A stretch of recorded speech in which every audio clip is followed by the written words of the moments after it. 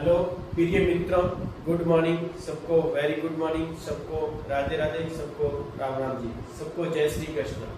आप सब कैसे हो? आप सब बहुत अच्छे होंगे और आपकी पढ़ाई बहुत अच्छी तरह से चल रही होगी। इसी के साथ अपन कर रहे हैं कक्षा क्लास 11 का चैप्टर नंबर 13, जिसका नाम है लिमिट एंड डेरिवेटिव, मतलब सीमा और अवकलज। कक्षा 11 का जो पाठ अध्याय है वो 13वां, उसका नाम है सीमा और अवकलज। अब उसके अपन काफी क्वेश्चन और इम्पोर्टेंट फॉर्मूले और बेसिक जानकारी अपन प्राप्त कर चुके हैं और क्वेश्चन 17 अपन कंप्लीट कर चुके हैं। क्वेश्चन नंबर 18 आपके सामने है बोर्ड पे।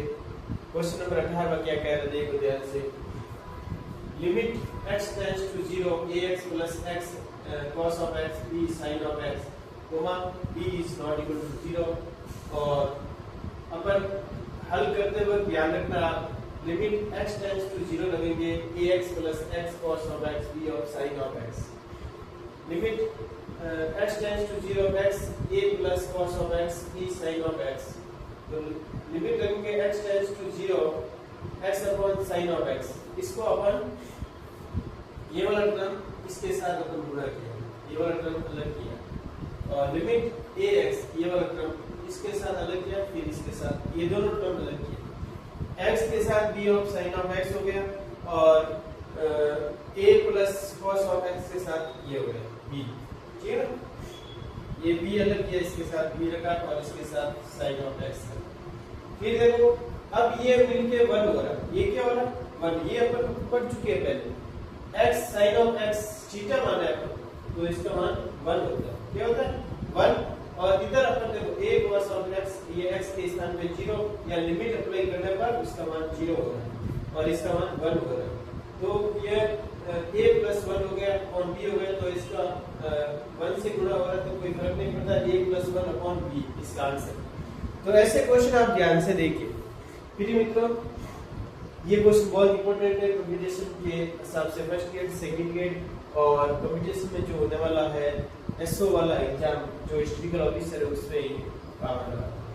तो एक बार वापस देख लीजिए इसको। Limit x tends to 0 ax plus x cos of x upon b sin of x, b comma upon b not equal to 0 आना चाहिए। तो हल करते वक्त ध्यान रखिए आप, limit x tends to 0 ax plus x cos of x b sin of x, limit x tends to 0 x a plus cos of x b sin of x, limit x tends to 0 x sin of x, limit x tends to 0 a plus cos of x upon b। यहाँ पे अपन limit apply करेंगे, limit apply करने पर sin 0 0 upon ये theta माने तो इसका मान 1 होता है। क्या होता है 1, ये 1 हो गया। फिर यहाँ x रखे cos of 0 1 होता है, a plus 1 upon b हो गया। तो इसका answer alternate a plus 1 upon b आ गया। a plus 1 upon b इसका आंसर है। क्वेश्चन नंबर 19 को देखिए। Limit x tends to 0 x sec of x, क्या sec of x है, तो अपन limit x tends to 0 x sec of x, limit x tends to 0 x sec को 1 upon cos लिख सकते हैं। क्या लिख सकते हैं 1 upon cos। यहाँ पे लिख दीजिए आप sec को 1 upon cos लिख सकते हैं, ये भी आप याद रखें। फिर लिमिट अप्लाई किया 0 और cos 0 का मान 1 होता है, 0 upon 1 क्या होगा 0। तो एक बार वापस देख लीजिए। Limit x tends to 0 x sec of x sec x 1 upon x, limit x tends to 0 x sec of x, limit x tends to 0 x cos of x 0 upon 1। 0 upon 1 क्या होता है 1 होता है। ये फिर मित्रों दो रिजल्ट आप हमेशा ध्यान रखें, 0 upon 1 हमेशा 0 होता है, 1 upon 0 हमेशा इनफाइनाइट होता है। ये वेरी वेरी मोस्ट इंपोर्टेंट, ये वेरी वेरी मोस्ट इंपोर्टेंट है, आप ध्यान रखें। थैंक यू प्रिय मित्रों। आगे वाला क्वेश्चन देखिए क्या कह रहा है।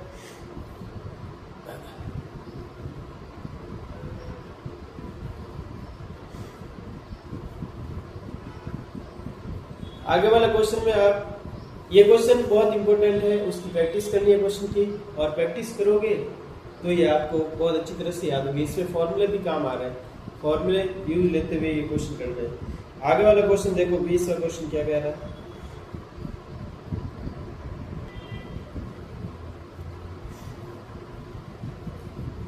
चलिए मित्रों आगे वाला क्वेश्चन देखिए क्या कह रहा है। आगे वाला क्वेश्चन नंबर 20। ये क्वेश्चन आप लिख देने पॉइंट 1 है एक्सरसाइज 13.1। इसमें आपके अपन 19 क्वेश्चन कंप्लीट है और ये 20वां क्वेश्चन है।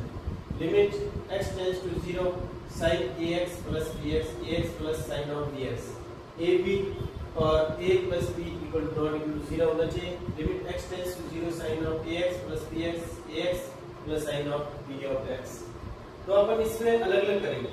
इस पार्ट के अंदर इसका भाग देंगे और इस पार्ट के अंदर इसका भाग। ये आपको बात समझ में आनी चाहिए कि sin ऑफ ax के नीचे ax plus sin of bx होना चाहिए।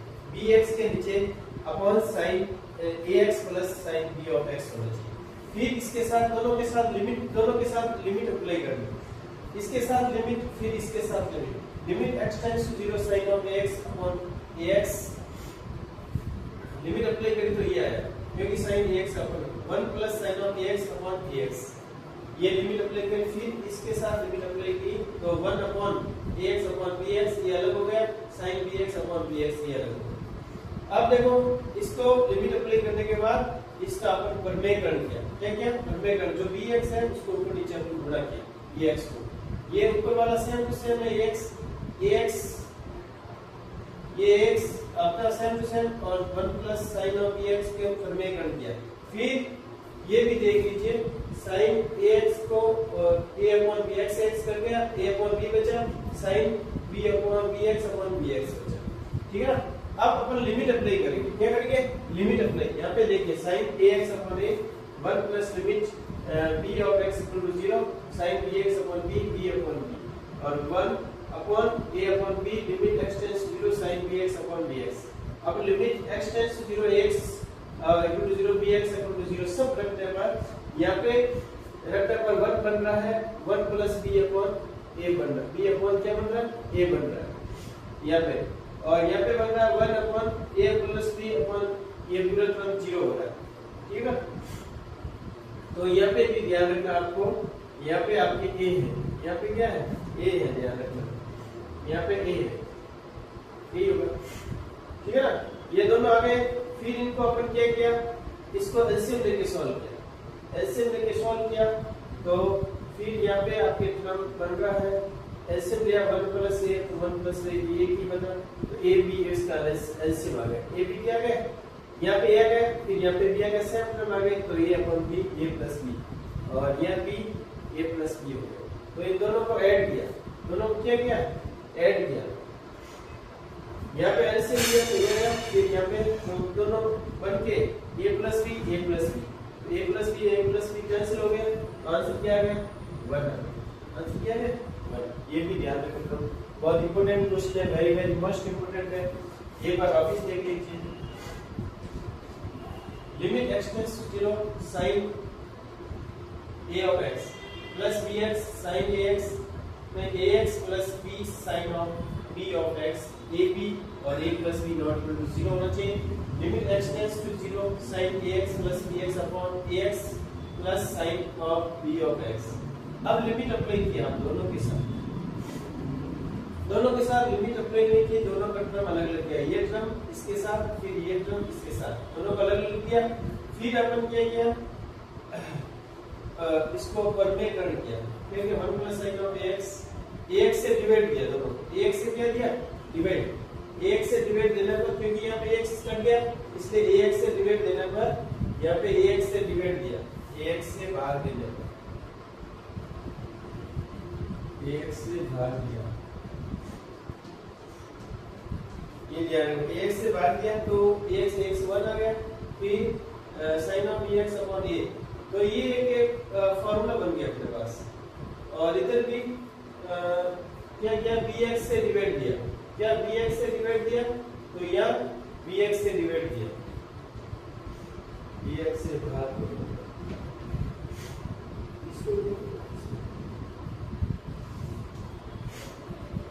ये ना। फिर यहाँ पे एक टर्म बन गई जिसका मान अपन वहां से देखेंगे और यहाँ पे एक टर्म बन गई है a अपॉन b x कर गया।